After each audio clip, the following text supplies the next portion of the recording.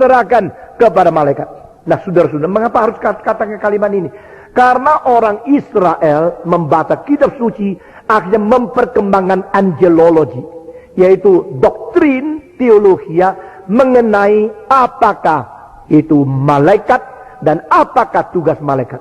Perkembangan angelologi mereka itu begitu berkembang, akhirnya mereka mengatakan Allah menyalakan seluruh alam semesta diperintah oleh malaikat-malaikat, dan semua malaikat mempunyai wilayah daripada pemerintahan mereka, tetapi hanya satu yang Allah sendiri menguasai, yaitu Israel diperintah oleh Allah sendiri, dan bangsa-bangsa lain diperintah oleh malaikat.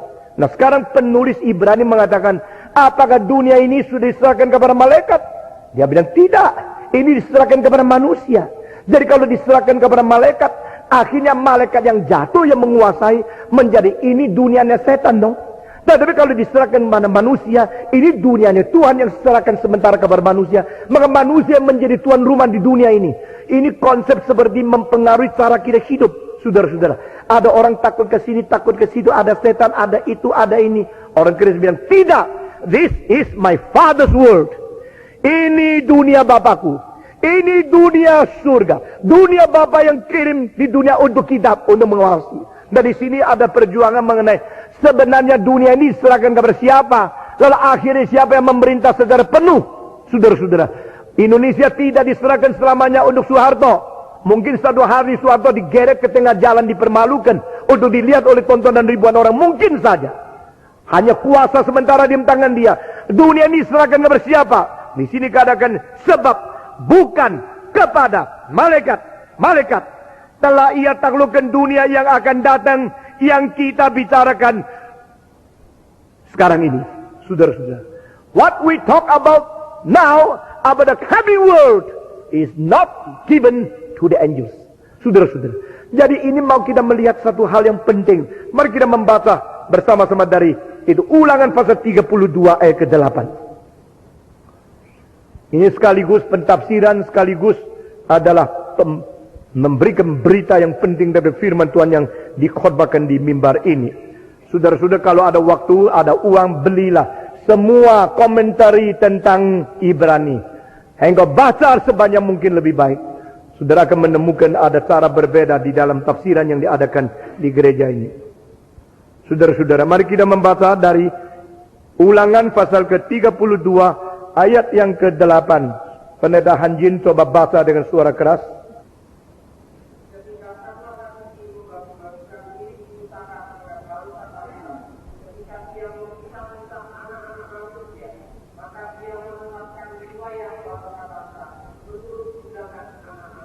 Menurut bilangan anak Israel, dan mereka membagi-bagi bangsa-bangsa.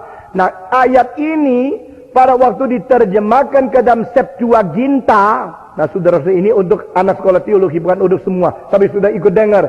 Di situ telah Septuaginta merubahkan menjadi satu konsep bahwa dia membagikan semua wilayah, daerah pemerintahan untuk malaikat yang memerintah. Nah, di sini saudara-saudara ada satu konsep yang berbeda sekali. Allah membeda-bedakan wilayah bangsa. Lalu ada pemerintahan-pemerintahan. Lalu mereka memperkembangkan satu konsep. Akhirnya konsep itu diterapkan. Yaitu semua bangsa ada malaikatnya sendiri. Semua bangsa ada roh surgawi yang diperintahkan Allah untuk menguasai akan tempat-tempat itu sendiri. Lalu bagaimana dengan Israel? Perkembangan angelologi mereka akhirnya mengatakan semua bangsa dikuasai oleh malaikat-malaikat, tapi Israel langsung dikuasai oleh Tuhan Allah. Maka Israel adalah bangsa lebih tinggi daripada bangsa-bangsa yang lain. Nah, saudara-saudara, pengertian angelologi ini berkembang terus-menerus. Khususnya di dalam Babilonia, 70 tahun orang Israel ditawan. Di situ perkembangan angelologi itu begitu hebat. Dan mereka menganggap Israel keunikannya adalah langsung diperintah oleh Allah. Beda dengan bangsa-bangsa yang lain yang diserahkan kepada malaikat-malaikat. Jadi saudara-saudara, di dalam Alkitab kita melihat ada dua macam jenis malaikat. Dan ada dua nama penghulu malaikat yang tercantum. Pertama, Kerubium, kedua serafim. Saudara melihat kerubium muncul pada waktu Adam jatuh dan diusir keluar dari Taman Eden. Dan kerubium dengan pedang seperti api yang bernyala-nyala menyetop mereka untuk pulang kembali kepada Taman Eden. Itu kerubium. Jadi kerubium adalah malaikat-malaikat yang melambangkan keadilan, kekerasan, dan hukuman Tuhan Allah. The judgment and the righteousness of God. Kedua adalah jenis malaikat yang namanya serafium. Serafim itu tercatat di dalam Yesaya pasal 6, di mana mereka keliling akan takhta Tuhan Allah dengan 6 sayap yang berada di dalam diri mereka. Kedua sayap menutup mukanya, kedua sayap menutup kakinya, dan kedua sayap yang lain berterbang. Ini berarti rajin melayani, tetapi tidak menonjolkan mulia sendiri, dan tidak akan menghitung akan segala keletih-letuan mereka sendiri. Malaikat-malaikat serafim mengelilingi tahta Tuhan, dan mereka saling menyahut dengan berkata, suci, suci, suci. Ini ada malaikat yang melayani, malaikat yang memuji, malaikat yang memuliakan Tuhan. Nah saudara-saudara, seperti semua paduan suara di gereja, mereka sedang melayani Tuhan dengan seperti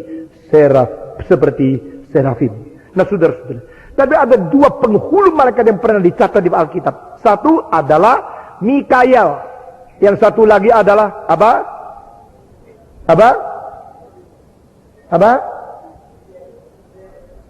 Gabriel, atau bahasa Indonesia diterjemahkan Jibrael. Saudara-saudara, ini 2 yang dicatat di Alkitab.